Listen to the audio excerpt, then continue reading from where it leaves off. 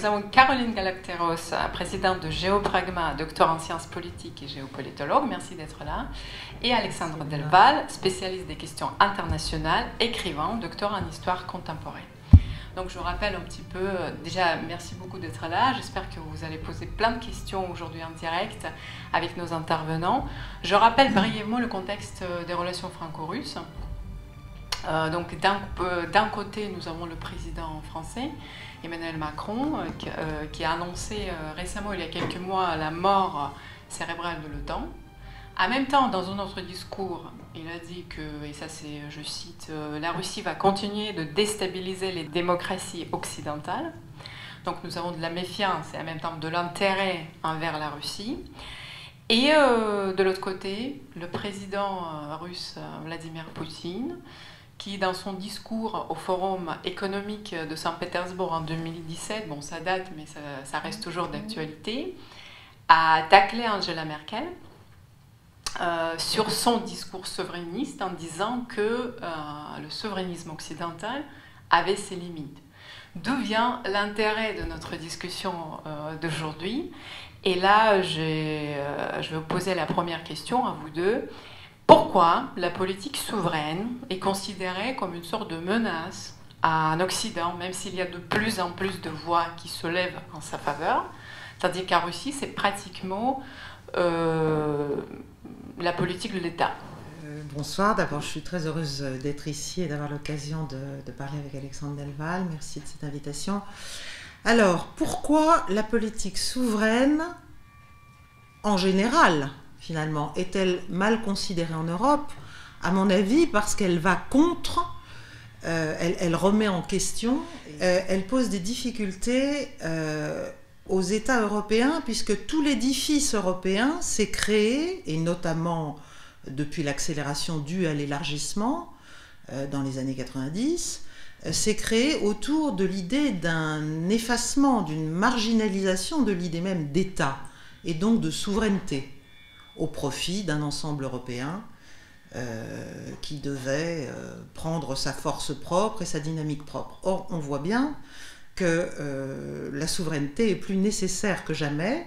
Ça pose des problèmes à l'intérieur de l'Europe. En ce moment même, nous avons une levée de bouclier de certains membres, jeunes membres de l'Union européenne, contre, j'allais dire, les vieux, et d'autres, les puissances fondatrices de l'Europe, à propos précisément de ce qu'est le contenu de leur souveraineté et de la manière dont ils veulent pouvoir continuer à l'exprimer en Europe. Donc c'est pour ça, l'Europe, elle est dans une sorte de schizophrénie, c'est-à-dire c'est un ensemble d'États, mais c'est un ensemble d'États qui en même temps a toléré et a encouragé pendant des décennies l'affadissement de la notion régalienne, de la notion de possession d'un certain nombre des attributs de la puissance régalienne, tout simplement, de la puissance de l'État. Je pense que si on pose le problème de manière, je dirais, géopolitique et philosophique en même temps, et je souscris tout à fait à ce que je viens d'entendre, l'Occident, on peut dire, selon moi, est victime d'un véritable piège qu'il s'est tendu à lui-même. C'est le piège de l'universalisme, qui au départ est une chose intéressante quand ça reste dans le domaine spirituel et philosophique, et de la dignité, etc. Et cet Occident a confondu l'universalité des principes avec le cosmopolitisme des idées et de la géopolitique. Et du coup, c'est un peu comme l'Église catholique d'ailleurs, qui maintenant est devenue cosmopolite, parce qu'elle a mélangé l'universalisme, qui au départ est du domaine spirituel, mais qui gardait le respect de l'intégrité et des prérogatives propres au temporel. Et bien, à l'image de l'Église catholique, qui est devenue mondialiste, alors qu'au départ, elle respectait le fait national, l'Occident lui-même est pris au piège d'un universalisme mal compris qui, comme la globalisation, qui en fait est un état de fait technologique, communicationnel, eh bien certains en tirent la conclusion que si le monde est globalisé grâce à la technologie, eh bien on est tous citoyens du monde, il n'y a plus de frontières, c'est une erreur d'analyse, même factuelle. De même, croire que l'universalité des principes et de la dignité humaine, qui est tout à fait évidente, doivent déboucher sur une destruction de la différence entre les sociétés, les cultures et les nations, et qu'il n'y a plus de différence entre le moi et l'autre, entre le même et l'autre, vieux débat philosophique, ben c'est une véritable aberration et c'est une confusion. Donc voilà, l'Occident est pris au piège de son propre universalisme. Alors il y a aussi une autre dimension, l'universalisme occidental, je sais que Caroline n'est pas dupe, il est souvent très hypocrite, comme le droit de l'hommisme, qui n'est pas les droits de l'homme. Le droit de l'hommisme, c'est une instrumentalisation des droits de l'homme à des fins impérialistes et cosmopolites. Aujourd'hui, il y a une volonté de cacher l'arrogance impérialiste ou la soif de domination derrière des principes hypocrites qui seraient ceux des droits de l'homme, d'où les fameuses guerres en Irak, en Libye, etc.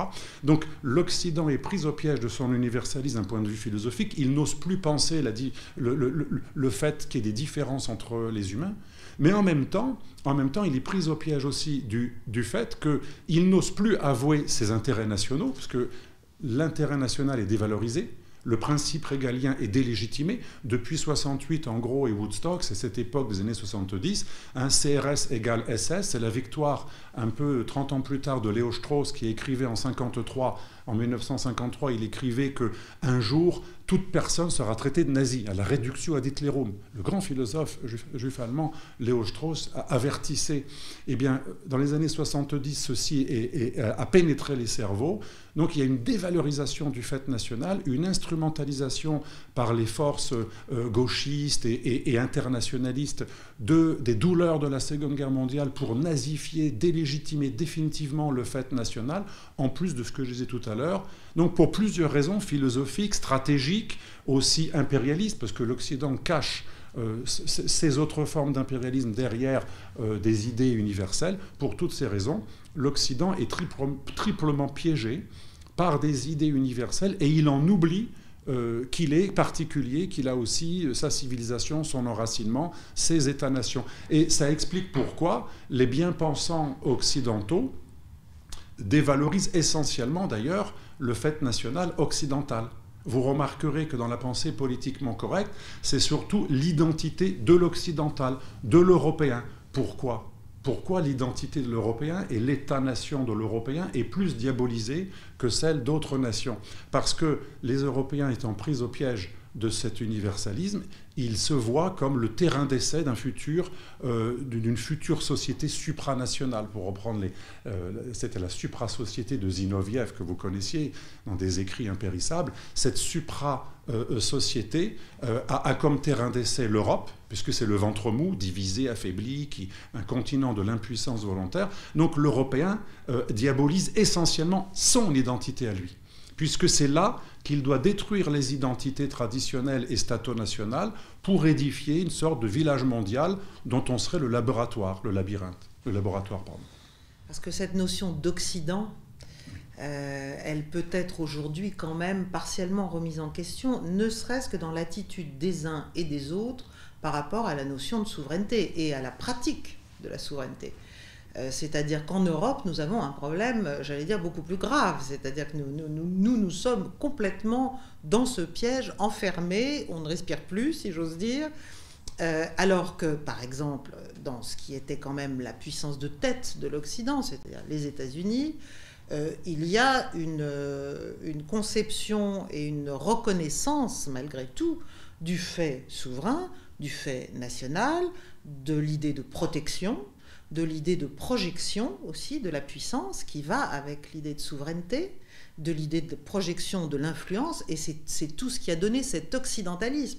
Simplement, au fil du temps, et de mon point de vue, particulièrement à partir des années 90, il y a eu cette espèce de découplage, c'est-à-dire que la politique américaine s'est appliquée à étendre, pour un certain nombre de raisons, l'Europe, et à pousser les Européens à élargir, tout en les poussant sur cette idée qu'Alexandre a très bien développée, c'est-à-dire que l'État devenait plus ou moins superflu, ça n'était plus vraiment des nations, mais plutôt des territoires. Les populations, à terme, elles devaient être indifférenciées, c'était des populations et plus des peuples.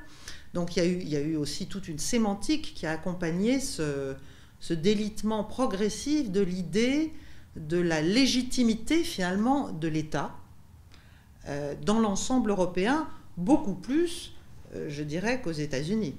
Voilà, donc là, on a, j'allais dire, on a un double divorce. Alors, c'est vrai qu'après, l'universalisme occidental, il est toujours vivant comme ça, mais nous, en Europe, on a un problème de délitement propre. Alors, on l'a fait, on a développé et rendu extrêmement puissante et extrêmement contraignante des institutions européennes qui sont venues écraser les volontés nationales. Et aujourd'hui, on est à un moment où, à l'intérieur même de l'Europe, la problématique devient de plus en plus intraitable, parce que certains États, qui, eux, ont de longues luttes conquis et voulu défendre leur identité et leur culture, n'avalent pas la bouillie, si j'ose dire, n'avalent pas la potion, et n'entendent pas rentrer dans cette espèce de grand gloubi-boulga qu'on nous présente comme l'alpha et l'oméga du progrès humain, des valeurs humaines et humanistes, etc. Donc là, il y a tout un... Il y a un vrai problème maintenant, il y a un véritable écart qu'on va devoir quand même, à un moment donné, traiter. Voilà. Alors ce sera peut-être l'occasion, moi je prétends, que l'Europe serait infiniment plus puissante si elle reconnaissait la force de ses peuples constitutifs, si elle arrêtait de nier leur spécificité, leur singularité, leur culture, leur histoire, leurs racines. Bon, si elle devenait en fait infiniment plus réaliste et qu'après elle se décide à créer, selon peut-être des petits groupes, hein, parce que je pense qu'à presque 30 c'est un peu compliqué, mais à chercher à se projeter comme un ensemble puissant, mais qui assume profondément son identité, tout simplement, qui peut avoir des valeurs humanistes même, sans prétendre faire la leçon au reste de la planète, parce que ça, on voit bien que ça ne marche pas et ça ne fait que des champs de mort, donc c'est quand même un échec absolument patent. Le droit de l'homisme tel qu'il a été... comment dirais-je, déversé et imposé, et qu'on a voulu l'imposer à de grandes parties du monde, peut-être d'une manière totalement hypocrite, et même certainement d'une manière totalement hypocrite, mais parfois aussi avec des ambitions un peu sincères et un peu utopistes, un peu fantasmées, on voit bien que les résultats sont absolument catastrophiques en termes de crédibilité, en termes de légitimité, en termes de réalité concrète pour les populations cibles, si j'ose dire, de nos grands principes et de nos valeurs. Donc là, il faut tout repenser. Voilà. Et il faut oser dire que l'Europe sera beaucoup plus forte le jour où elle acceptera que ces peuples existent et qu'il ne s'agit pas de les traiter de je ne sais quel Cro-Magnon ou de les considérer comme d'épouvantables populistes ou illibéraux, parce qu'en fait, ils ne veulent pas juste mourir. Ils ne veulent pas juste être indifférenciés. On n'est pas tous pareils. Ça ne veut pas dire qu'on n'a pas intérêt à être ensemble en Europe. Mais pour faire quoi déjà ? Il faut décider ce qu'on veut. Le monde est un rapport de force. Hein, donc, que veut être l'Europe ? Est-ce qu'elle veut être une espèce de grand ventre mou, encore un peu riche, mais de moins en moins, entre des forces colossales qui ont bien décidé de lui faire la peau d'une manière ou d'une autre, que ce soit à l'Est ou à l'Ouest. Donc il y a vraiment toute une réflexion à reprendre, et je dirais toute une revalorisation de la notion même de souveraineté. Voilà, et il faut la couper de cet isme qui, évidemment, dès qu'on met un isme quelque part, ça devient suspect. Parce que en fait, c'est la dérive idéologique des choses. Donc, souverain, oui, souveraineté, oui, souverainisme, ça y est, tout de suite, on se dit, oh là. Voilà. Tu as donné une date qui me paraît centrale, et je suis tout à fait d'accord.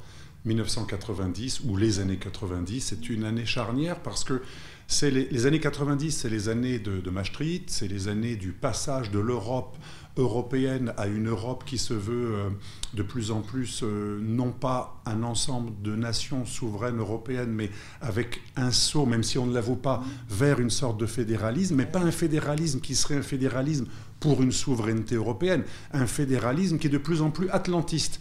Années 90 également, donc c'est Maastricht, c'est aussi années 90, c'est la rupture du pacte avec la Russie. Il y avait un pacte très clair dont le film de Gorbatchev, de la fondation Green Cross de Gorbatchev, qui est un homme mesuré, Gorbatchev, raconte très très bien, avec beaucoup d'enquêtes, d'arguments.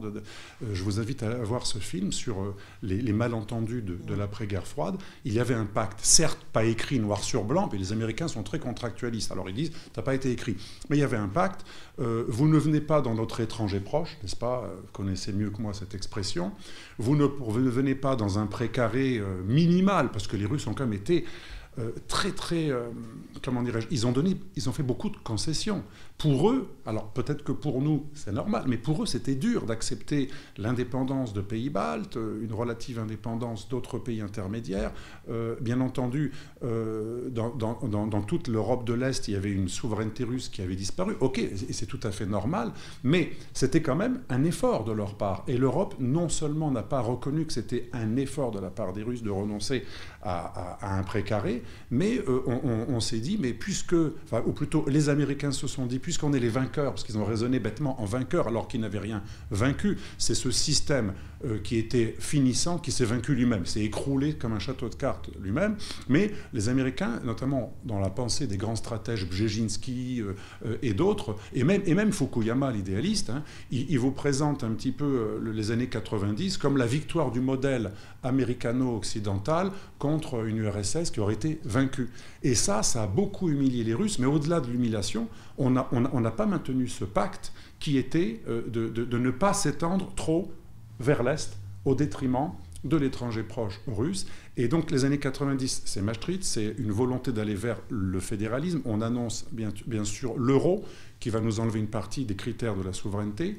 C'est une rupture du pacte. Ça avait bien commencé au départ, la réconciliation Est-Ouest. Et là, ça va créer des traumatismes et des réactions, parce que toute action a une réaction. On le voit quelques années plus tard, à partir de 2003, pour moi c'est la date charnière, les révolutions de velours et la guerre en Irak. C'est trop d'un coup. Et alors que Poutine, et c'est pas pour faire le jeu Poutine, c'est pas parce que je suis au dialogue franco-russe, mais alors que Poutine au départ vient de l'école des libéraux de Saint-Pétersbourg, avec Anatoly Sobchak, et tout un clan, parce que nous on le décrit tout le temps comme un ancien des services russes, mais en fait après avoir été cela, il a été autre chose, comme toute personne. Il a été un moment chez les libéraux, pro-occidentaux et pro-européens autour d'Anatoly Sobchak. Ça, on ne le dit jamais dans les médias. Il veut un véritable reset, comme disent les Américains, avec l'Ouest et avec non seulement l'OTAN, mais aussi l'Union européenne, et fin de non-recevoir, en plus d'une fin de non-recevoir, et même d'une humiliation. Il y a eu des propos très durs de dirigeants américains qui disaient « on n'a pas besoin d'eux », etc. Et on les refuse dans les institutions internationales. Rappelez-vous comment on a fait attendre la Russie à l'OMC, alors que la Chine, qui remplissait 10 fois moins les critères et qui a violé toute loyauté au sein de l'OMC, a été acceptée beaucoup plus facilement. Donc la Russie a très mal vécu cette rupture du pacte. Et les années 90, c'est aussi un troisième élément, c'est les mêmes années, c'est en France le passage d'une vision où il y a encore un peu d'attachement à la souveraineté, à la patrie, et encore un sens du régalien. Et on a une classe politique qui, à partir des années 90, c'est les mêmes années d'ailleurs que la question prioritaire de constitutionnalité, où finalement le député souverain n'a plus aucun droit. Une loi est abolie par des juges inamovibles sur simple saisie de n'importe qui, pratiquement pour invalider des lois. C'est le passage à des États qui ne sont plus des États souverains avec des vraies prérogatives régaliennes, avec un peuple souverain qui élit des députés qui vont ne faire que le représenter. C'est le passage à des États juridictionnels qui se réfèrent à des juges internes ou externes, ou à des pseudo-jurisprudences internes ou externes que l'on a intégrées dans ce qu'on appelle, les constitutionnalistes parlent du bloc de constitutionnalité. Ce n'est plus la Constitution et la loi qui doit être suivie, mais c'est l'interprétation que des juges inamovibles font, non pas de la Constitution, mais de son préambule, dans lequel on a incorporé quelque chose d'hyper abstrait, les droits de l'homme, et à partir de là, on peut invalider n'importe quelle loi, et même la substance même de la Constitution. Et là, c'est un véritable coup d'État, même pas juridique ou juridictionnel, mais philosophique, d'une abstraction qui permet en fait de dévaloriser l'État-nation et sa souveraineté. Et à mon avis, c'est extrêmement grave. Donc c'est pour ça que j'ai bien aimé ta référence. Les années 90, c'est charnière. On pourrait même rajouter, c'est le moment de l'éclosion de l'islamisme politique en Europe. C'est vraiment une année extrêmement... Il y a une sorte d'alignement des astres négatifs pour nous.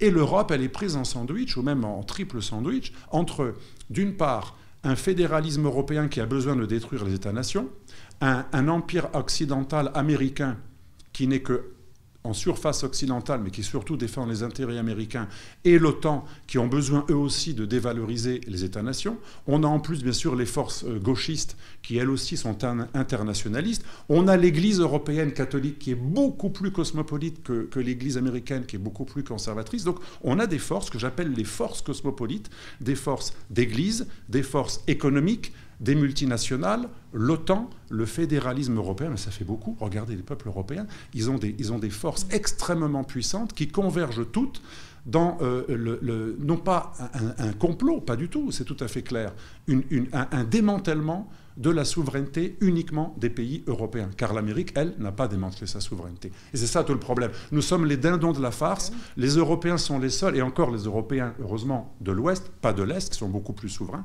Les Européens de l'Ouest sont les dindons de la farce. C'est le club des bisounours, l'expression que vous aviez appréciée là, Sud Radio, le club des bisounours, les seuls qui croient dans ces balivernes, ces superstructures ou ces caches-sexes de l'impérialisme américain ou d'autres, que sont les idées universalistes, parce qu'en fait, ce ne sont que des caches-sexes.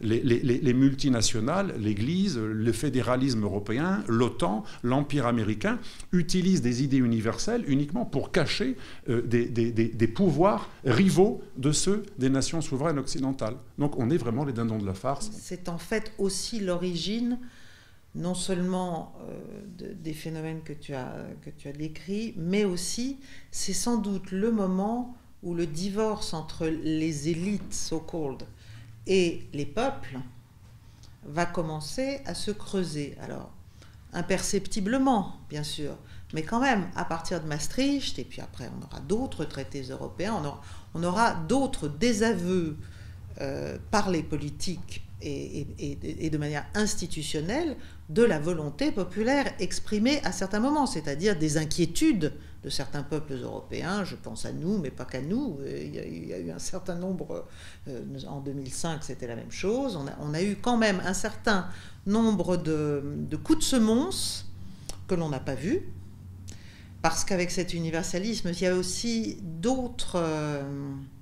j'allais dire, d'autres rapprochements assez insidieux qui sont faits, c'est-à-dire par exemple entre la notion de progrès, la notion de science, la notion donc d'universalité, donc pour être progressiste, pour être dans le sens de l'histoire, pour être dans le coup, finalement, eh bien, on commence à considérer que tous ceux qui ne croient pas de manière totalement naïve et définitive en la science, la technologie, parce que ça se voit aussi dans l'économie, tout ça c'est porté par des courants économiques, ça va aussi démanteler les États, ça va démanteler certaines industries par exemple, ça va démanteler des structures de société, des structures d'économie, au nom de voilà, cette espèce d'abstraction décrite, d'abstraction des principes et donc malheureusement des pratiques.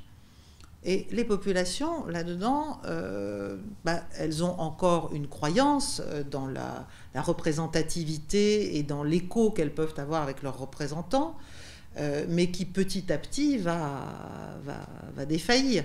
Quant à la Russie, je pense que oui, il y a une immense déception qui a grandi, et qui aujourd'hui est très très lourde.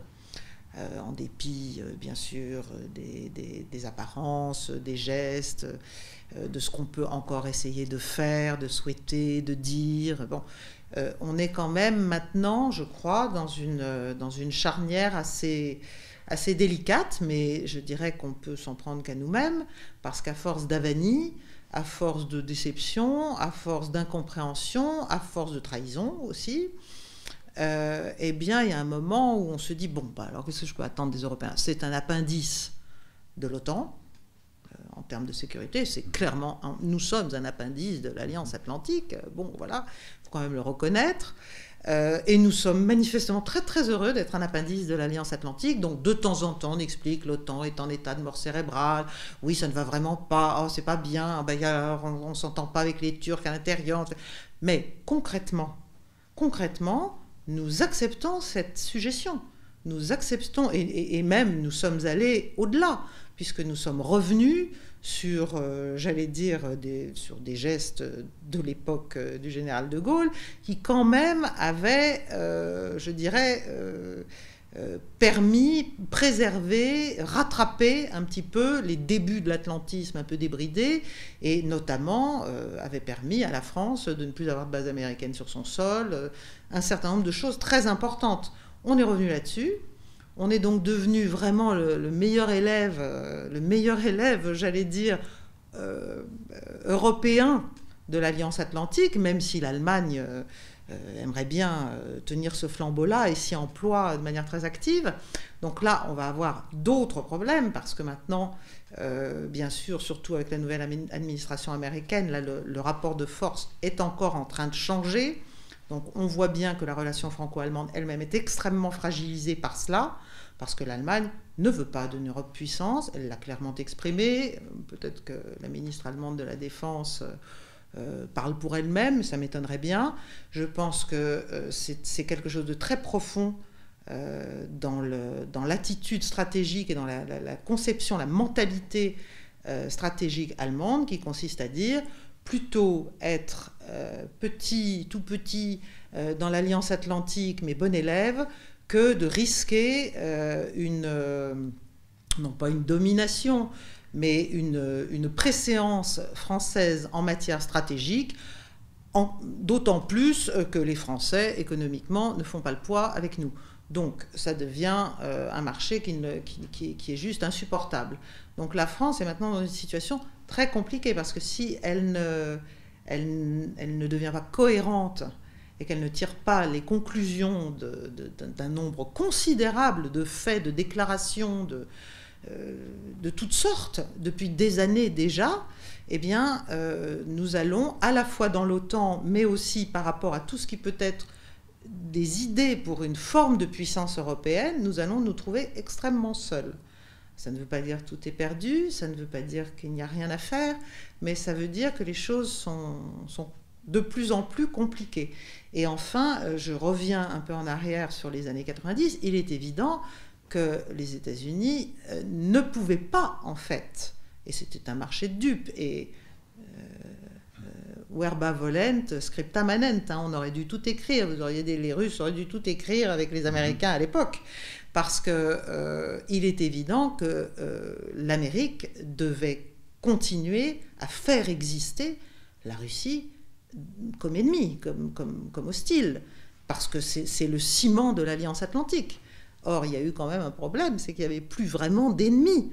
Donc, il a fallu le faire un peu comme un cadavre, quoi, lui mettre de la poudre, le maquiller, de faire en sorte que ça reste un bon diable sympathique, qui fait peur, bien identifié, et qui justifie tout ce qui va autour, c'est-à-dire l'alliance, les bases, les budgets, les achats d'armement, les alliances, tout. Voilà.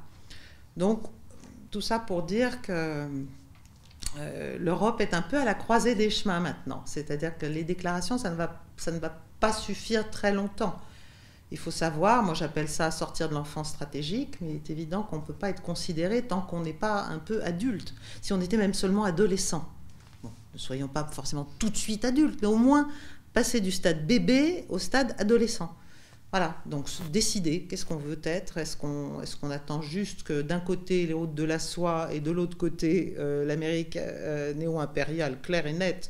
Et là, le président Trump, ça a été une phase extrêmement intéressante, parce que là, c'était à cœur ouvert que ça nous était dit, la façon dont les Européens étaient considérés par les Américains. Donc, soit on laisse faire ça, soit on commence à imaginer, même si on est un peu seul au départ, et on le sera forcément, autre chose qui n'a rien à voir avec de l'hostilité, de l'offensivité, de la bellicosité. Il ne s'agit pas d'avoir une volonté de puissance négative, justement, mais certainement l'idée que l'Europe peut et doit conquérir une forme d'autonomie stratégique, mais aussi industrielle, mais aussi numérique, mais aussi économique, mais aussi, bon, bien sûr, mais en tout cas dans les domaines qui nous préoccupent, certainement stratégique. Et ça n'est pas non plus infaisable.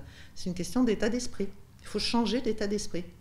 Voilà, il faut se rendre compte de la relation qui est la nôtre, et c'est une relation assez insupportable. Parce que la servitude, c'est assez insupportable quand même, au bout d'un moment. C'est passionnant, effectivement. Je reçois beaucoup de commentaires déjà sur Facebook. On va essayer après de poser les questions à la fin de notre direct. Justement, de remarques, vous avez parlé de la menace est toujours là, la menace russe, comme on dit, puisque récemment, le secrétaire général de l'OTAN s'est adressé au nouveau président américain en disant que de toute façon, là, on a deux menaces principales, on a beaucoup de défis, c'est la Covid et la Russie. Donc là, ça va quand même persister, voilà, ça ne change pas. Deuxièmement, je vous ai écouté effectivement à Alexandre Delval récemment, vous avez donné l'interview et vous avez utilisé le terme intéressant, donc les puissances viriles justement, et puisque vous avez parlé de la Turquie, j'ai regardé, Erdogan a dit récemment, je cite, « Ceux qui n'ont pris aucune mesure contre l'islamophobie dans leur pays s'en prennent à la Turquie en questionnant ses droits souverains. » Donc pour Erdogan, c'est pratiquement divin, c'est quelque chose qui vient du droit divin. D'où vient la question, est-ce que les puissances considérées comme souveraines ont la même approche dans leur politique extérieure ? L'expression exacte, c'était pas puissance virile, c'était plutôt se mettre dans la peau des cow-boys qui dominent le monde en voie de multipolarisation aujourd'hui, qui sont tous des gens très durs. Regardez Modi en Inde, que l'on présente comme un doux parce qu'il fait la journée du yoga. Alors ça plaît à tous les bobos et aux bisounours européens, mais en dehors de la journée du yoga, c'est quand même un des chefs d'État qui a le plus de sang sur les mains. Il a massacré des milliers de chrétiens dans les États dirigés par son parti, qui est un parti suprémaciste, hindouiste, nationaliste, mais tous les bobos européens sont en extase devant lui parce qu'il fait la journée du yoga. C'est comme on a des anciens premiers ministres français qui sont quand même des agents d'influence en faveur de la Chine, dont on n'a pas de mots, on n'a pas de mots très, très méchants ou durs envers la Chine, alors que voilà un Xi Jinping à côté de qui Poutine est un bisounours. Vous voyez, c'est ça qui est assez étonnant. Les Européens voient, vous savez, c'est l'inversion de cette phrase biblique, enfin, ou plutôt des évangiles. Ils voient la paille qu'ils ont dans leurs yeux, mais pas du tout la poutre qu'il y a dans celle des autres. C'est pour ça qu'il y a aussi une ultra-diabolisation de M. Poutine ou de M. Trump. Hein. Ce n'est pas forcément que des Russes, parce que ce n'est pas que le Russe qui est mal vu.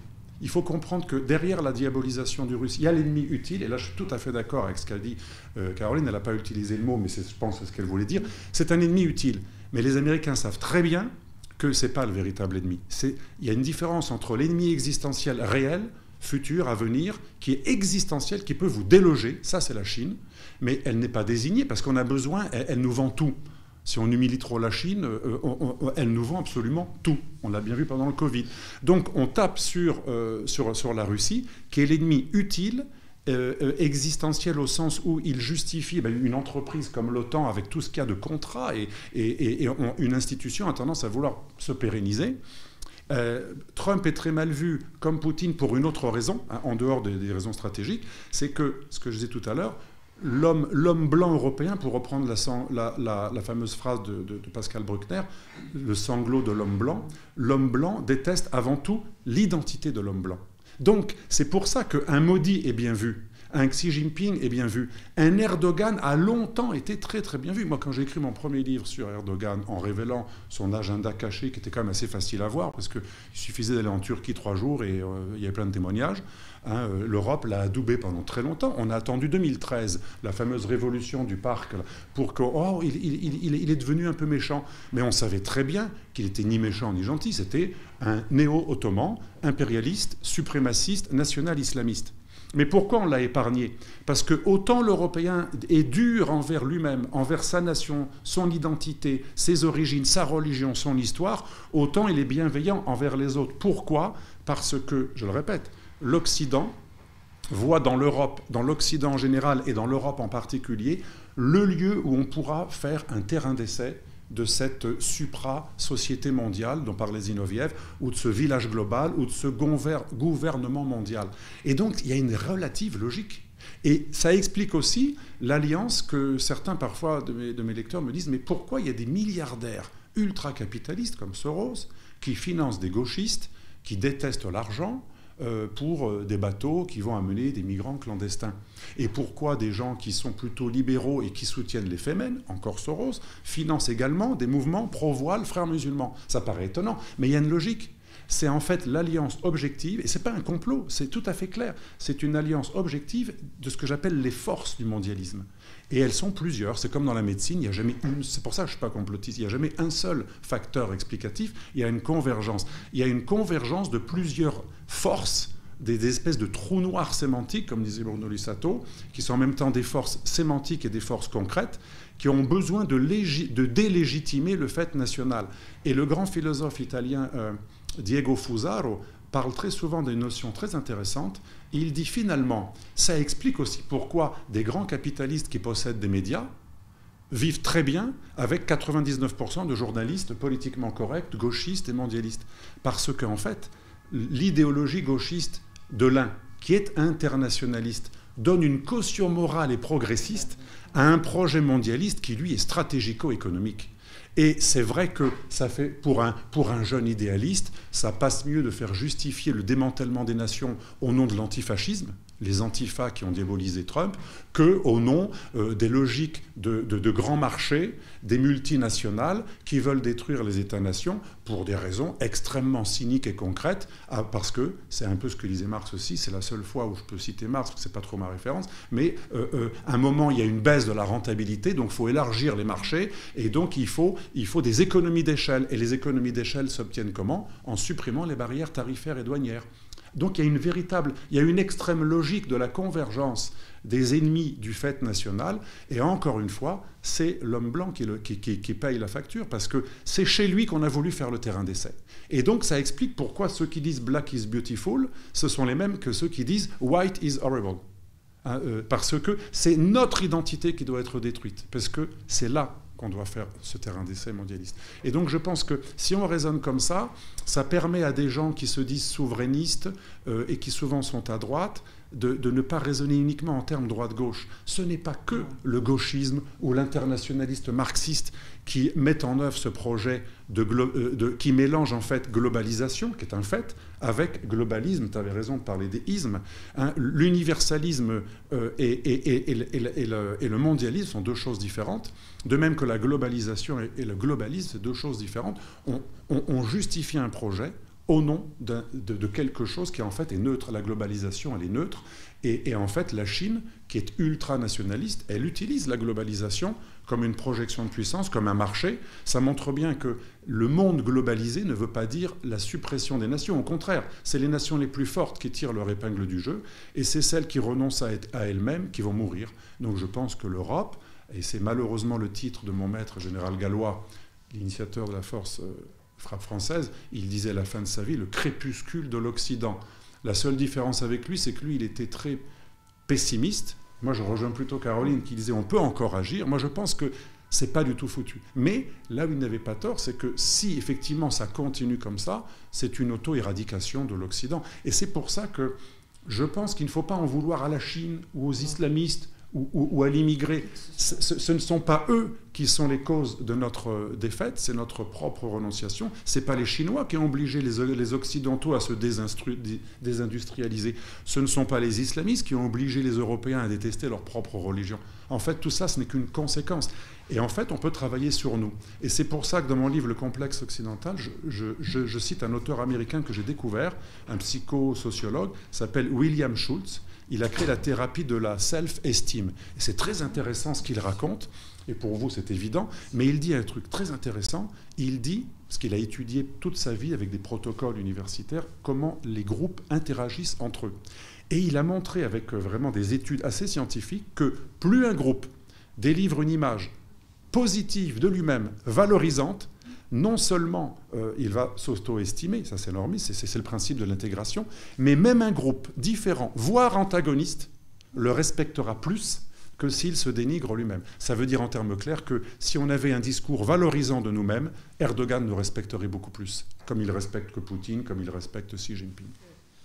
Derrière ce que tu as très bien décrit, donc cette offensive à la fois économique, financière, enfin, et non pas de fuite en avant, mais de recherche justement de passer et d'écraser les dernières frontières qui restent, il y a des logiques aussi d'empire derrière cela. Et il y a aussi des vieux fondamentaux géopolitiques, comme par exemple l'idée que l'Eurasie ne doit absolument jamais devenir un sujet stratégique puissant.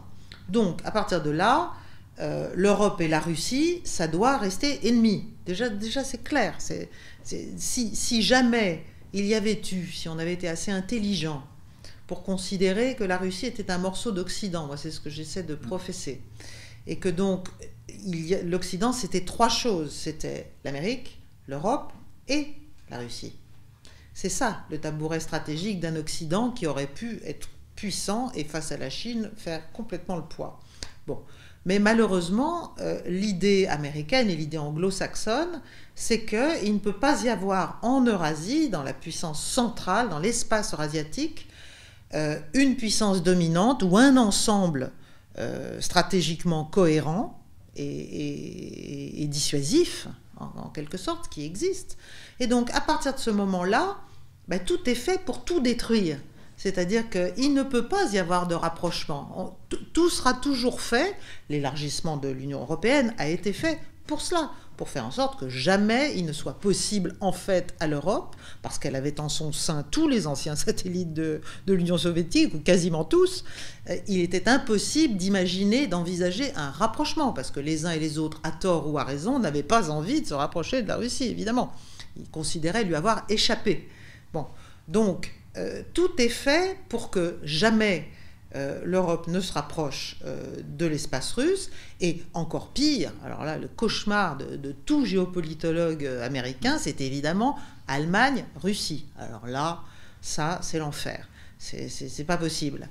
Donc, tout est fait aussi dans ce sens. Et donc, l'espace européen en tant que tel, l'UE, est en fait une espèce de tampon stratégique, de profondeur stratégique pour l'Amérique, de ventre mou livré effectivement à l'arasement national progressif et pour faire peut-être des expérimentations effectivement mondialistes, espèce de laboratoire un peu, voilà. Et nous, eh bien, comme on n'est pas capable d'imaginer d'abord exister par nous-mêmes, deuxièmement, on a été élevé comme ça, on nous rebat les oreilles encore en 2020 du thème de cette idée que l'Amérique et l'Europe c'est la même chose, c'est la convergence d'intérêts, on a les mêmes objectifs, on a les mêmes valeurs, on a les mêmes principes, on a les mêmes problèmes. Non, c'est absolument faux. C'est absolument faux. Après-guerre, oui, il y avait, face à l'Empire soviétique, bien sûr, il y avait une logique, une convergence stratégique qui pouvait expliquer, excuser, justifier beaucoup de choses. Mais aujourd'hui, tout a changé. Aujourd'hui, il y a un autre acteur gigantesque à l'autre bout du monde qui arrive vers nous. Finalement, notre protection, c'était la Russie. Et que se passe-t-il ? Elle pivote vers l'Est.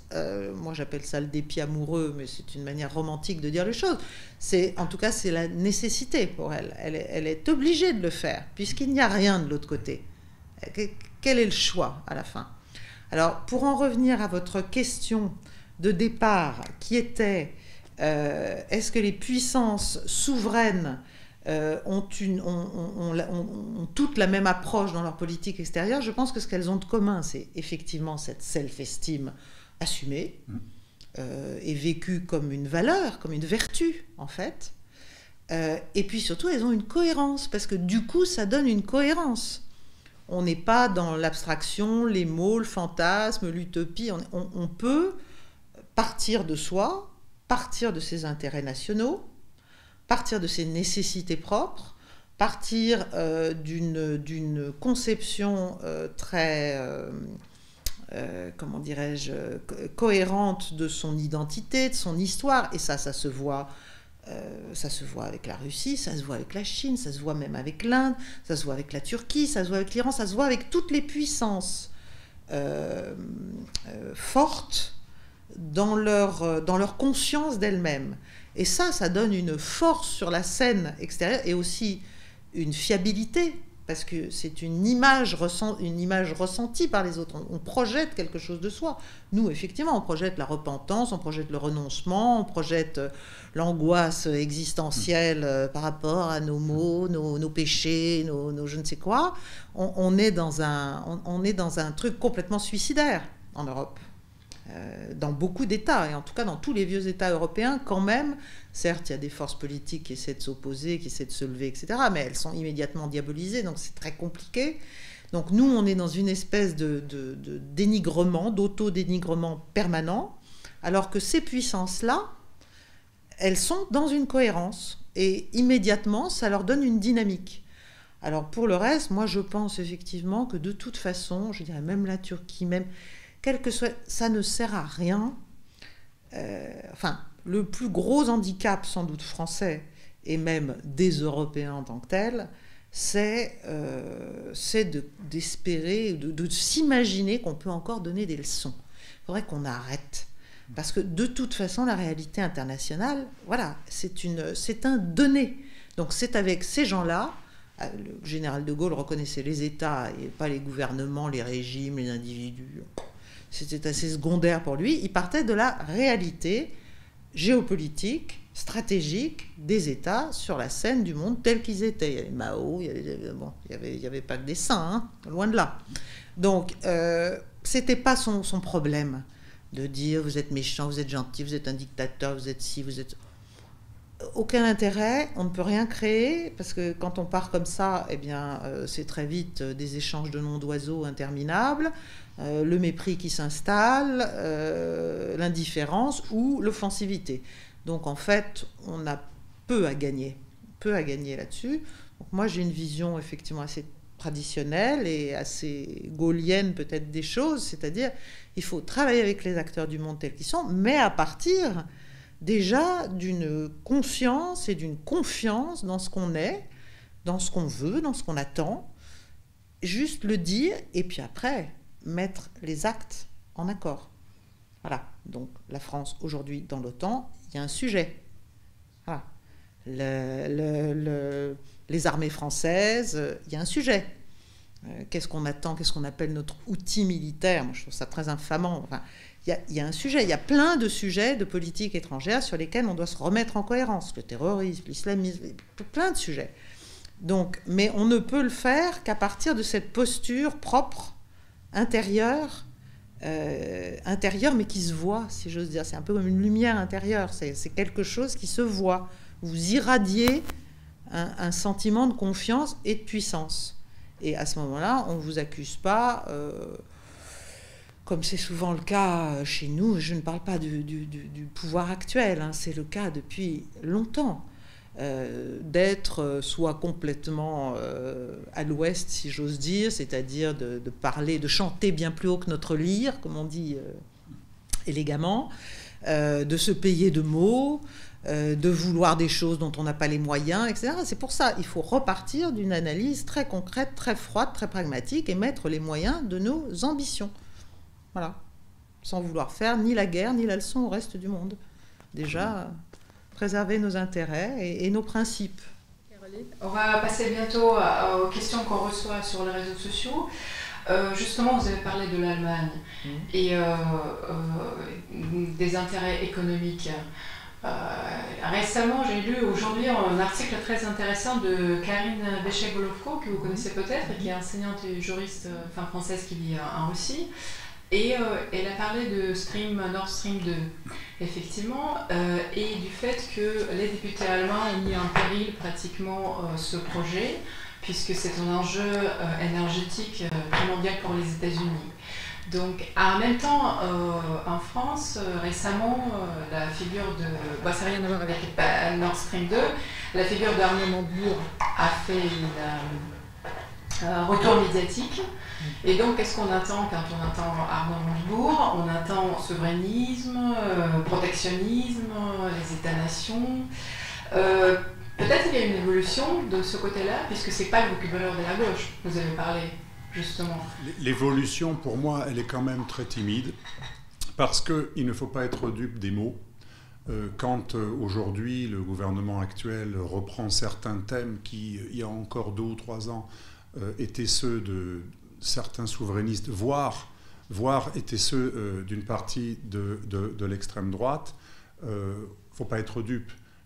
Parce que quand certains gouvernements voient qu'ils sont en porte-à-faux avec l'opinion publique, quand il y a des morts, des gens qui sont assassinés et que des lanceurs d'alerte disent « on aurait pu arrêter, si vous aviez été moins immigrationniste, on aurait pu arrêter, si Salvini était au pouvoir, a dit Xavier Hofer, eh bien ce monsieur ne serait pas arrivé à Lampedusa, s'il y avait encore Salvini au pouvoir en Italie, il n'aurait pas eu 7 jours pour avoir le droit de quitter comme bon lui semble l'Italie ». On l'avait invité, ce terroriste, à quitter. Il avait un document, pendant 7 jours, il pouvait s'organiser pour quitter de son plein gré le territoire italien qu'il avait franchi illégalement.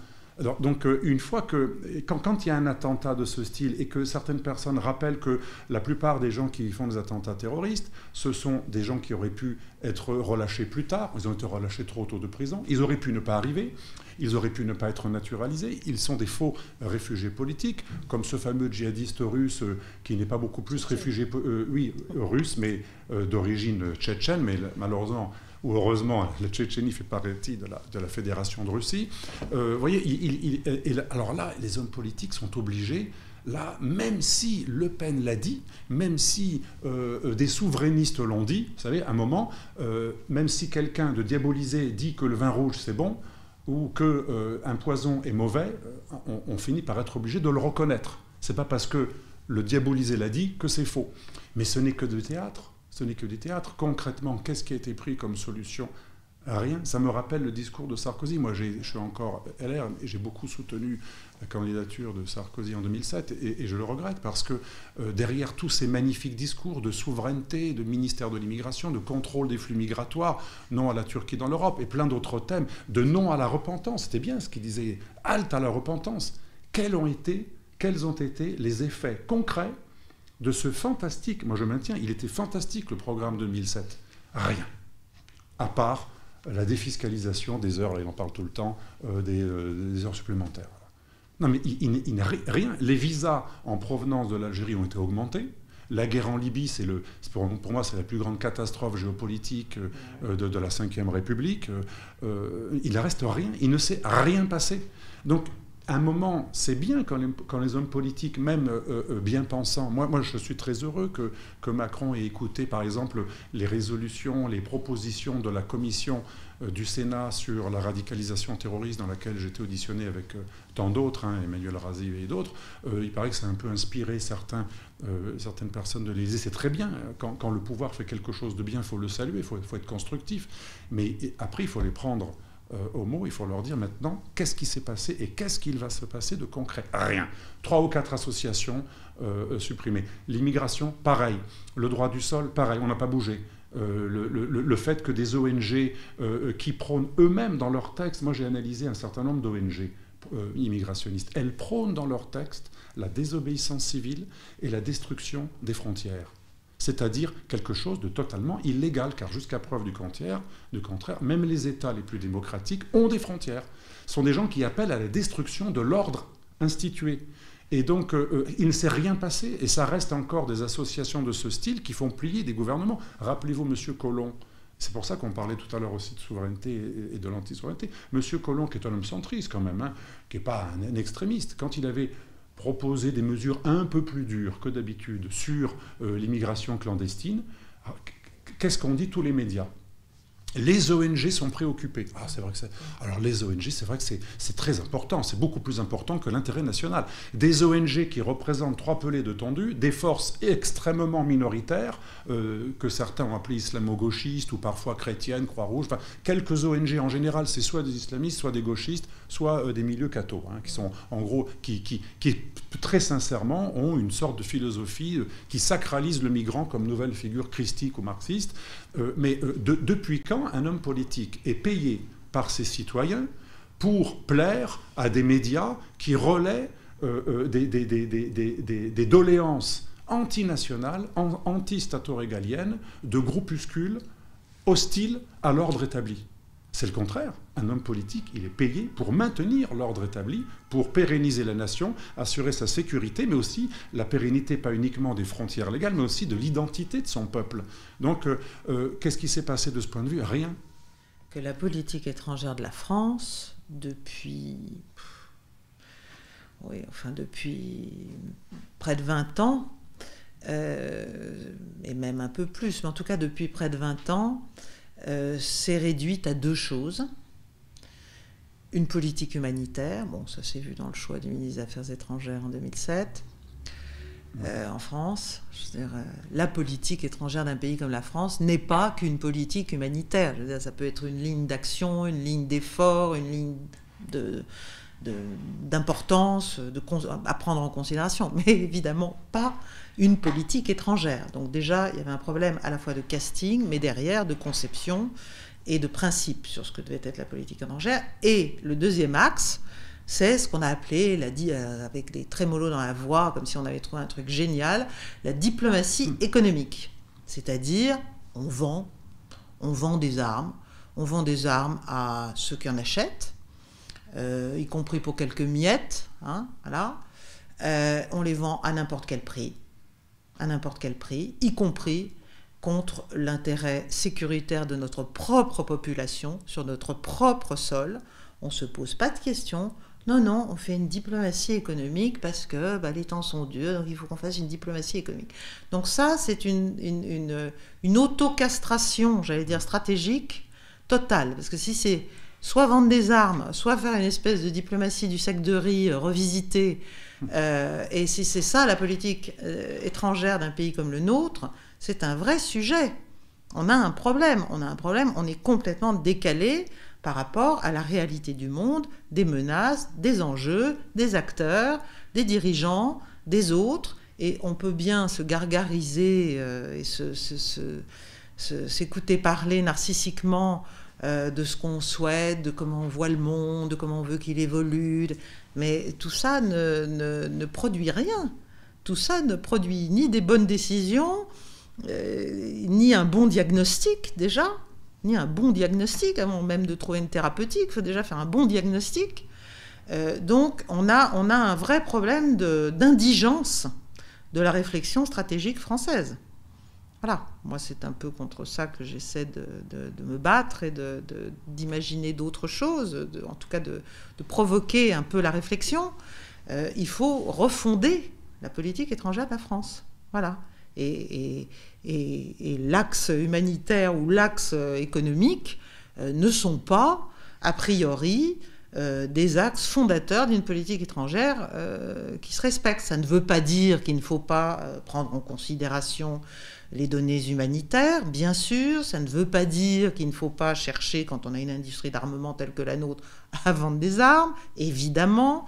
Mais il faut quand même réfléchir à la cohérence. Il faut savoir, dans ce cas-là, il faut peut-être en vendre il faut peut-être vendre par exemple à des États qui peuvent être hostiles les uns aux autres. Parce que sinon, on prend parti, et une fois qu'on a pris parti, on est juste piégé, on est pieds et poings liés, on est les représentants de commerce, finalement, d'États et d'idéologies qui n'ont rien à voir avec nos intérêts et même nos principes. Et là, on arrive dans une schizophrénie où on se met à brandir des grandes idées, des grands principes, des grandes préoccupations humanistes, et derrière, avec des actions qui sont aux antipodes de cela.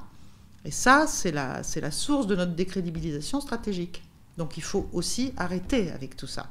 Parce qu'on se décrédibilise complètement, non seulement vis-à-vis des gens qui peuvent nous menacer, mais aussi vis-à-vis de nos alliés possibles et vis-à-vis de nos grands vis-à-vis. De grands homologues des autres États importants. Nous avons quand même en Europe une armée encore qui se tient. Nous sommes membres du Conseil de sécurité des Nations Unies. Nous avons l'arme nucléaire. Enfin, on n'est pas totalement n'importe quoi.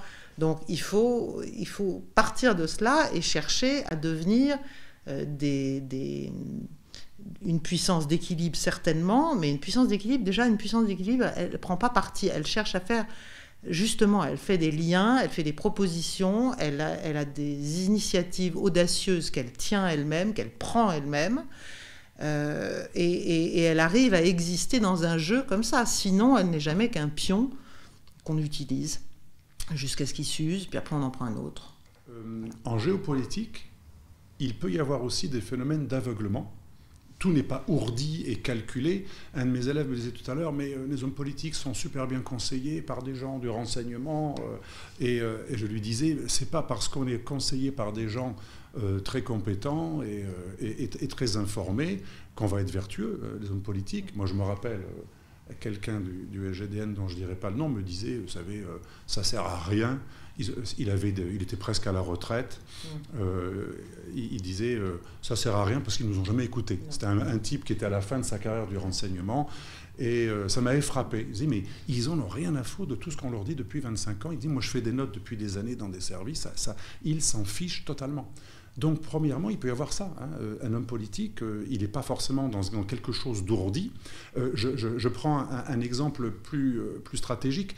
Le concepteur du containment pendant la guerre froide, George Kennan, à la fin de sa vie, enfin je ne sais pas accentuer, mais il n'y a pas très très très longtemps, il y a peut-être une dizaine d'années, il a écrit quelque chose de très intéressant. L'homme qui a conçu le containment, donc l'endiguement contre la Russie soviétique. Il dit la plus grave erreur stratégique de l'Occident et des États-Unis eux-mêmes est d'avoir poussé la Russie dans des retranchements qui vont la conduire à faire des choses contraires à nos propres intérêts. Ça montre qu'un aveuglement stratégique, même ce qu'on a décrit tout à l'heure, vous et moi, et là je pense même contre moi-même, même ce que j'ai décrit tout à l'heure, ce n'est pas suffisant parce que il peut y avoir aussi un aveuglement, même du point de vue américain. Et George Kennan disait ça va pousser les Russes dans les pires retranchements vers des gens qui sont encore plus dangereux que la Russie pour nous, parce qu'il sait très bien qu'aujourd'hui, c'est plus l'ennemi. Et il faisait allusion aux Chinois, mais aussi aux Turcs. Donc, qu'est-ce qui s'est passé ? Cet aveuglement stratégique, parfois, on est pris au piège même d'une manipulation. Au début, on sait que le russe n'est plus une menace, années 90, mais à force, c'est un peu comme les Iraniens. Au début, c'était les amis des Israéliens, mais à force de diaboliser les Juifs et les Israéliens parce que c'est une doctrine d'État pour séduire les Arabes, ils sont pris à leur propre piège. On peut se auto-manipuler. Une représentation, comme on dit en géopolitique, une représentation géopolitique peut devenir un disque rayé. Et aujourd'hui, le problème même de stratèges américains, même du point de vue américain, on peut se demander s'ils ont vraiment intérêt à tellement pousser les Russes dans leur pire retranchement que les Russes se rapprochent des Turcs, leur ennemi historique, et des Chinois, second ennemi historique. Et là, on n'est même plus dans les erreurs ou les diversités d'intérêts. On est dans la stupidité stratégique. Ça existe aussi, ça existe. Regardez les Saoudiens, ils ont créé Al-Qaïda en joint venture avec les Pakistanais et avec un appui de la CIA. Ça s'est retourné contre les trois. Ils ont eu tous plein d'attentats chez eux, où ils ont essayé d'en déjouer. On ne contrôle plus rien à un moment. Et ça, on oublie qu'en stratégie, même les mieux conseillés de tous les présidents, à un moment, quand ils jouent avec le feu, ils ne contrôlent plus rien, premièrement. Et à un autre moment, quand ils sont aveuglés par une pensée qui devient existentielle, un discours existentiel, le discours devient réalité. C'est-à-dire qu'ils ne peuvent plus sortir du discours qui, au départ, ils savaient que c'était un discours fallacieux ou manipulateur, ils en sont prisonniers. Et c'est le problème de l'Europe. L'Europe est prisonnière d'un discours universaliste et moraliste, et du coup, l'Europe n'est même plus capable, même nos dirigeants, et même certains généraux, j'ai assisté parfois à certaines conférences, où des généraux de l'armée française, qui pourtant ont fait l'école de guerre. L'école de guerre, avant, ça commençait par un cours sur l'ennemi et la menace. Et maintenant, on a des généraux qui disent, ça se fait plus. Il n'y a plus de menaces, il y a des risques sanitaires, migratoires, hein, tu as entendu, ça c'est la nouvelle mode. Même des généraux aujourd'hui sont formatés dans le politiquement correct, hein, et pour eux un ennemi ça n'existe pas. Un ennemi ça va être une idéologie, ça va être une posture populiste, ça va être des risques sanitaires et migratoires, et ils ne sont même plus capables de définir un ennemi et une menace. Or qu'est-ce qu'un ennemi ? C'est pas celui qui ne pense pas comme nous. L'ennemi, ce n'est pas le Russe ou les Émirats qui ont un mode politique différent du nôtre, qui sont peu ou pas démocratiques. Ce n'est pas ça l'ennemi. Même quelqu'un qui est totalitaire et qui est dictatorial, je vais choquer, hein, n'est pas forcément un ennemi. Si ces intérêts convergent avec ceux de ma nation, d'où le fameux pragmatisme de ton organisation Géopragma et le pragmatisme de De Gaulle, on revient toujours à De Gaulle, hein, quand il se réconcilie avec des pays qui étaient totalitaires à l'époque dans une logique d'intérêt national, il est dans son rôle. Donc aujourd'hui, on confond quelqu'un qui n'est pas bien, le méchant Bachar qui a tué des gens, oui c'est vrai, il a tué des gens, ça c'est clair. Le méchant Poutine qui a annexé, c'est horrible, comme si nous on n'avait pas déstabilisé d'autres États, et annexé la Crimée, etc. Mais l'ennemi, c'est pas celui qui fait quelque chose contraire à la morale. Ça, c'est le domaine de la morale. Donc pour résumer, aujourd'hui l'Occident, même des stratèges parfois, sont piégés par une vision moraliste qui consiste à croire que l'ennemi, c'est celui qui n'est pas gentil. Ça n'a jamais été ça. L'ennemi, c'est celui qui est contraire à nos intérêts, qui nuit aux trois fondements d'un État, population, territoire, institutions et valeurs fondamentales. Aujourd'hui, ceux qui nuisent à ces trois choses sont des ennemis. On pourrait rajouter intérêt économique, énergétique. Et je prends un exemple, les Émirats sont islamiques chez eux, il y a plein de femmes voilées, il y a même une forme de charia, etc. Mais les Émirats ne financent aucune mosquée en Europe radicale. Ni frériste, ni wahhabite, ni salafiste. Donc, moi je dis, un État qui est islamique chez lui, même très islamique, comme les Émirats, mais qui ne finance aucunement des ennemis internes ou externes chez nous, qui ne nuit ni à nos intérêts économiques, ni à notre territoire, à notre population, qui ne fanatise aucun de nos citoyens, qui ne tue aucun de nos citoyens, qui ne porte même pas atteinte à nos valeurs, bien qu'elles soient différentes des leurs, parce qu'aux Émirats, ils n'aiment pas le blasphème. Mais ils ne vont pas se permettre de déclarer la guerre sémantique ou de diaboliser la France. Voilà. Donc l'Europe n'est même plus capable de savoir ce qu'est un ennemi ou un ami. Et là, on n'est plus dans... c'est pour ça que je ne crois pas au complot. On est dans la bêtise stratégique, dans l'aveuglement et la bêtise stratégique. Et ça concerne malheureusement les trois quarts des dirigeants européens. C'est-à-dire qu'en fait, on se rend compte que les idéologies, le dogmatisme, l'idéalisme moralisateur sont extrêmement mauvais conseillers. D'abord, par rapport à des décisions d'intervention, d'ingérence, parce que nous aussi, on fait de l'ingérence, on intervient, on fait tout un tas de choses. Donc ça, généralement, ça n'aboutit qu'à des désastres, mais même sans parler de ces ingérences, par rapport à nous-mêmes, c'est effectivement, c'est ce que vous avez dit, c'est ce que tu as dit, c'est l'aveuglement, c'est l'auto-entretien dans quelque chose qui rassure, qu'on connaît, qu'on a créé, qu'on a apprivoisé, entre guillemets, et avec lequel on s'est habitué à vivre, mais qui est de plus en plus décorrélé du réel, du concret de la vie internationale, et aussi de toutes les possibilités qu'offre la scène internationale et les acteurs internationaux. Et c'est là aussi qu'on a un problème en Europe et en France, c'est-à-dire qu'on n'a plus d'imagination stratégique. On n'a plus d'imagination stratégique. On n'a pas compris ce qu'il fallait faire vis-à-vis de l'Eurasie. On n'a pas compris qu'on pourrait aussi proposer des choses tout à fait novatrices au Moyen-Orient. On n'a pas compris. On ne sait plus imaginer quelque chose de neuf. Donc on est sur un disque rayé, on est sur une suggestion plus ou moins mal vécue ou bien vécue, mais en tout cas tolérée. Bon. On n'ose pas aller au choc, même en interne, vis-à-vis d'autres États européens. C'est toute une histoire, et quand on le fait à demi-mot, et puis très vite, on va en retraite. Même sur notre territoire, on est dans une... Oui, je ne sais pas comment expliquer ça. On est dans une espèce de boîte mentale dont il faut qu'on sorte absolument, parce qu'il y a en fait beaucoup de choses à faire si on est un peu créatif et si on repart sur des principes extrêmement pragmatiques, classiques de réflexion stratégique, c'est-à-dire une stratégie, comme diraient les militaires, quel est mon objectif final recherché, quelles sont mes lignes d'effort, comment je vais les mettre en œuvre, quels sont mes adversaires. Donc on ne parle plus d'ennemis, on parle d'adversaires, on parle de concurrents, on parle d'alliés tactiques, d'alliés stratégiques éventuellement. Enfin, il y a toute une hiérarchie des choses qu'il faut penser. Bon, et après, alors on le voit très bien, ça, à l'œuvre de la part de puissances souveraines assumées.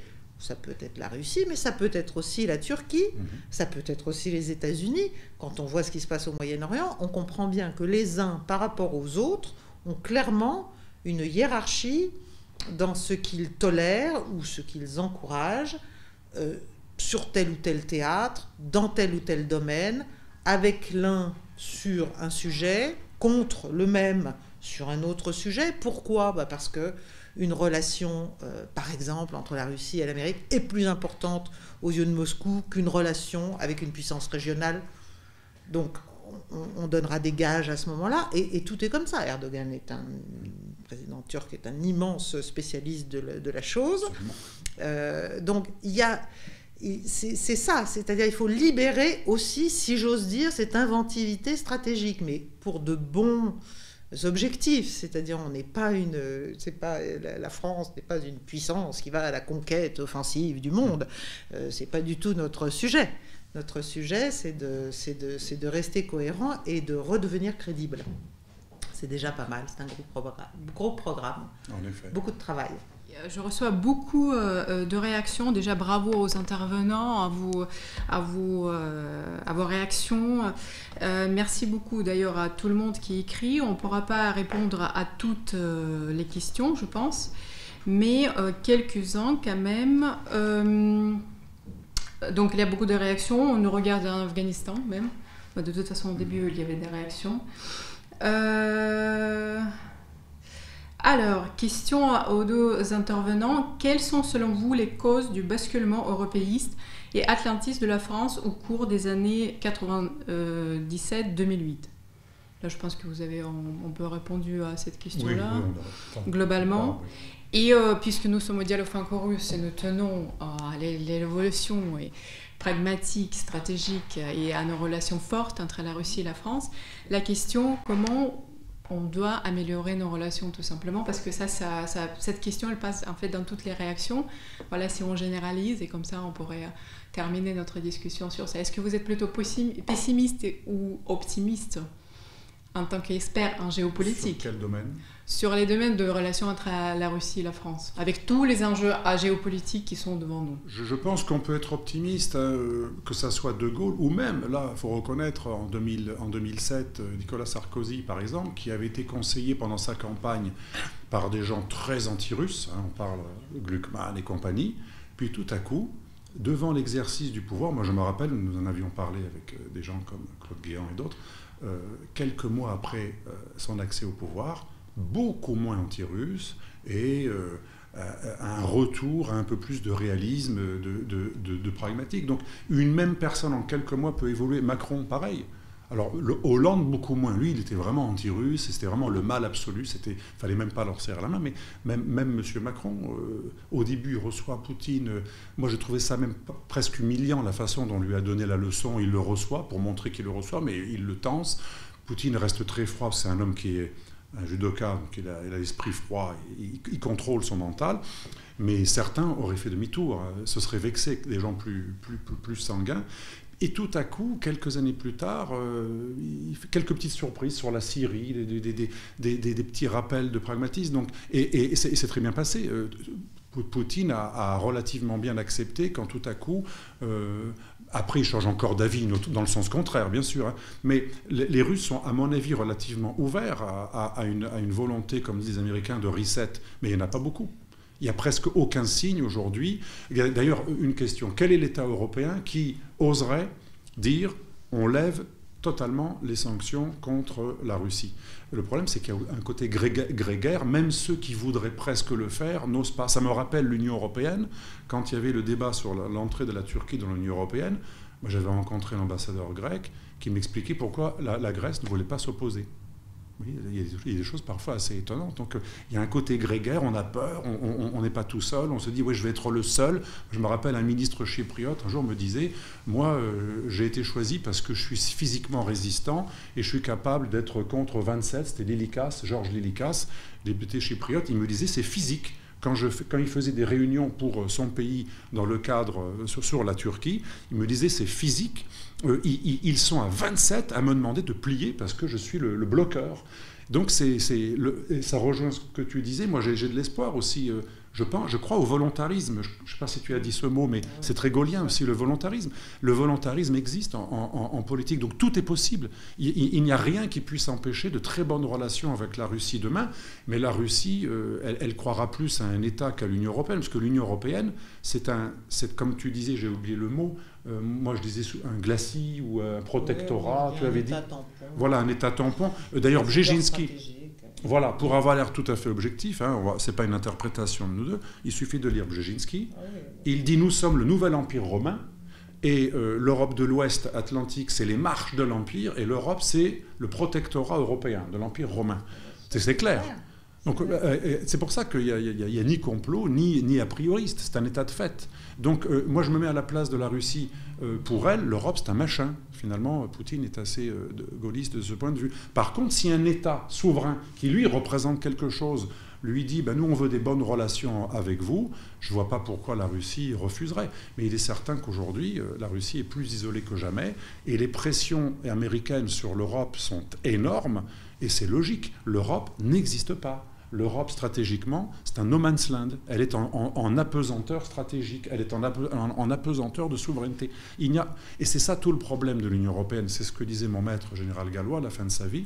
Il disait « J'ai beau être gaulliste et souverain ou souverainiste, je préférerais presque une Europe fédérale véritablement souveraine qui a un destin européen continental ou eurasien, comme tu disais, plutôt qu'une Europe qui n'est ni souveraine au niveau des États-nations, ni même souveraine au niveau supranational. Elle n'a pas remplacé la perte des souverainetés nationales par une souveraineté supranationale, elle l'a remplacée par une absence de souveraineté. Et ça, c'est l'horreur. En géopolitique, quand vous passez d'une souveraineté infra à supra, ça peut être un échelon, mais quand vous passez de la souveraineté stato-nationale à aucune souveraineté, vous devenez un protectorat américain, là c'est quelque chose qui existe, mais en tant que vous-même, vous n'êtes plus rien. D'où la fameuse expression, l'impuissance européenne. Mais ça, ce n'est pas fatal. Et là aussi, il faudra dire à nos auditeurs, ne soyez pas pessimistes. C'est comme ceux qui me disent, on est foutus, un jour on sera submergé par l'islamisme ou l'immigration, ou alors la Chine ou l'Amérique, c'est définitif. Non, rien n'est définitif. On peut faire des choses grandioses, mais encore faut-il qu'on y croie nous-mêmes.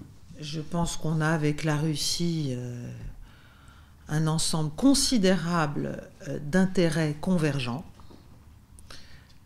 culturel bien sûr, mais aussi stratégique, sécuritaire, mais aussi dans le domaine du traitement de la question justement islamique, où là, à mon avis, on pourrait très utilement avoir une collaboration, une coopération très étroite pour comprendre aussi comment la Fédération de Russie travaille, agit, arrive à maîtriser, à contrôler quand même les plus de 20 millions de citoyens, même plus que ça, 23 millions je crois, de citoyens de confession musulmane qui sont sur le territoire de la Fédération. Donc je pense qu'il y a énormément de choses à faire. Je pense aussi que Moscou clairement attend quand même quelques preuves. Je ne vais pas reprendre le mot de Cocteau, l'amour.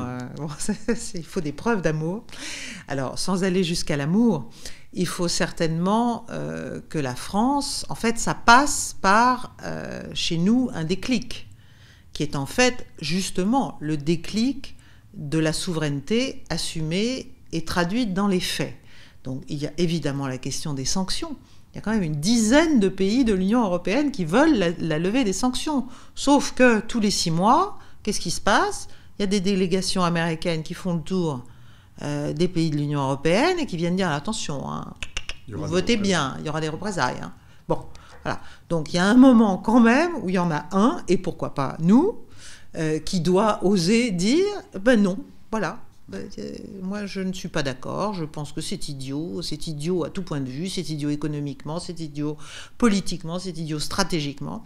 Donc, il faut que la France ait la capacité, la voix pour casser ce réflexe de diabolisation, tous azimuts, complètement ridicule. Donc, c'est vrai, on a un président là qui avait fait et qui a fait un certain nombre de choses, de gestes, de discours. le problème, c'est que là, il vient de faire une grande interview sur un site qui s'appelle Le Grand Continent, où il a expliqué qu'il fallait encercler la Russie et la Turquie. Alors là, moi, les bras m'en tombent, si vous voulez. C'est-à-dire qu'en termes d'irréalisme stratégique, je pense qu'on est au nirvana, si j'ose dire. On est très, très, très, très haut.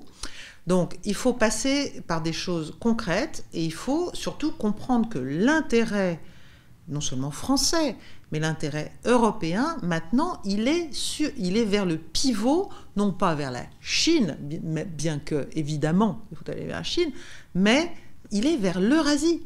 Il est vers tout cet ensemble qui est en train de se structurer avec des institutions, avec des banques, avec une coopération sécuritaire, avec un immense spectre d'intégration. Et avec tout cet ensemble-là, l'Union européenne n'a quasiment pas de lien. Et quand elle veut en avoir quelques-uns, elle dit oui, alors on va en avoir avec tous les pays d'Eurasie, sauf la Russie.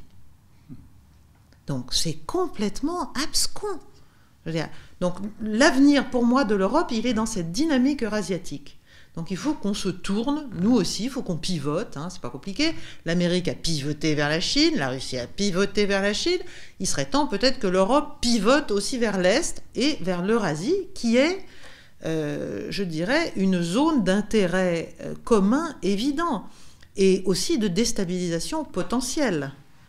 Donc c'est un endroit très important et nous devons, que ce soit nos hommes d'affaires, nos industriels, mais aussi nos politiques, on doit absolument imaginer des coopérations intelligentes avec l'Eurasie et évidemment avec la puissance centrale de l'Eurasie qui est quand même la Russie. Bon, donc ça c'est pas très difficile. Donc je pense qu'il faut passer à l'épreuve des faits, quoi. Il faut sortir un peu des discours et juste lancer des choses concrètes qui redonneront confiance d'un côté comme de l'autre, parce que je pense que la Russie est peut-être un counterpart, enfin un vis-à-vis extrêmement justement fiable. C'est d'ailleurs ce qu'apprécient ses alliés, c'est sa fiabilité.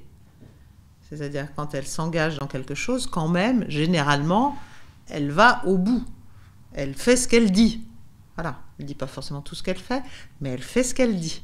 Donc, je pense que voilà, il faut qu'on retisse des relations d'État à État. Alors oui, peut-être que nous devrons affronter une bronca d'un certain nombre de pays européens, mais il y en a aussi beaucoup d'autres qui attendent que l'un d'entre eux soit un tout petit peu plus courageux que les autres, échappe au grégarisme et au réflexe moutonnier. Et comme d'habitude, c'est toujours la même chose.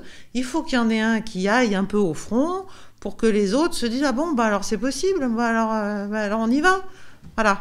Et on peut créer des coopérations. Alors ça ne veut pas dire intégrer la Russie dans l'Union européenne, elle n'en veut pas, et puis nous non plus, c'est pas le sujet. Mais on ne peut pas laisser cet grand ensemble de l'Eurasie en morceaux et ne pas comprendre que nous avons un intérêt évident entre l'Union européenne et cet ensemble eurasiatique qui est en construction à avoir beaucoup de liens. Nous en serons tous, à mon avis, bénéficiaires. On a une chance, c'est que grâce au Brexit, l'élément qui était le plus contre ce rapprochement s'est retiré de lui-même. C'est une bonne nouvelle. Pour ça, moi, j'étais tout à fait d'accord avec le Brexit. Non pas parce que je suis brexiteur, mais c'était une cinquième colonne des Five Eyes, les 5 pays anglo-saxons qui partagent le renseignement avec la NSA. Et on peut analyser d'un point de vue stratégique, je parle de ton contrôle, l'Angleterre, c'était un espionneur de l'Europe interne au profit de la NSA, parce que vous savez, l'Angleterre fait partie de l'alliance des 5 pays anglo-saxons qui partagent le renseignement et qui espionnent l'Europe au profit de la National Security Agency américaine. Donc pour l'Europe de la défense, c'est plutôt bien.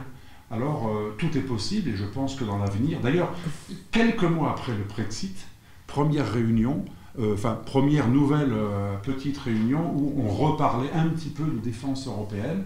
Donc peut-être qu'il y a un espoir de ce côté-là, je ne sais pas. On est d'accord l'un et l'autre, il y a énormément de choses à faire. Et comme d'habitude, tout dépend de la manière dont on voit la réalité. Soit vous la voyez, alors c'est un peu chinois ce que je vais dire, mais on peut la voir, toute crise est une opportunité. Or là, bon, on a un peu gâché les années Trump, si j'ose dire, qui quand même nous ont donné des raisons, des motifs, des prétextes, et tout ce qu'on veut pour se montrer plus indépendant. On ne l'a pas fait. On a été dans une situation d'orphelin désespéré, attendant de retrouver notre papa américain en tirant sur la jambe de son pantalon. Voilà, maintenant, ça va changer à Washington, mais ça ne va pas changer. La politique étrangère américaine, il y a quand même des sacrés fondamentaux. Il y a aussi ce qui s'appelle le Deep State. Enfin, le président américain, quel qu'il soit, n'a pas une immense latitude d'action. Donc, de ce point de vue-là, on a raté cette phase-là. Mais ça ne veut pas dire qu'on ne doit pas maintenant considérer que la crise actuelle européenne peut être une occasion extrêmement féconde de faire un tout petit peu de neuf. Il faut un peu de courage, il faut changer d'état d'esprit, il faut aussi faire, alors là pour le coup, battre un peu notre coulpe, c'est-à-dire peut-être reconnaître un peu l'aveuglement dans lequel on est pour pouvoir en sortir, parce que c'est trop confortable, c'est ça. Il faut qu'on sorte de ce confort qui est un faux confort, qui est un village Potemkin, où tout, si j'ose dire, où tout va bien, mais tout est en ruine en fait. Donc voilà, les façades colorées et les grandes... non, derrière c'est la misère. Donc il faut qu'on parte de ça et qu'on soit extrêmement créatif et non dogmatique. Voilà, non dogmatique. Sinon on fait le jeu de tous les autres en fait. Merci d'être là. Vous passez assez souvent au Dialogue.Chorus. Nous vous remercions une fois par an. De toute façon, c'est presque une tradition. J'espère vous revoir avec de nouvelles résolutions pour renforcer les liens entre la Russie et la France, entre la Russie et l'Europe l'année prochaine ici. Donc je vous remercie encore une fois et je vous dis à très bientôt. Merci. Merci à vous.